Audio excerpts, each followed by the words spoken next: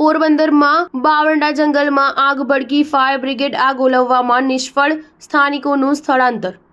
ગુજરાતના પોરબંદરમાં બુધવારે છાયા વિસ્તારમાં બેલા સ્કૂલની પાછળ બાવળના જંગલમાં આગ લાગવાની ઘટના બની છે। બપોરે ભારે પવનના કારણે આગે વિકરાળ સ્વરૂપ લીધું છે।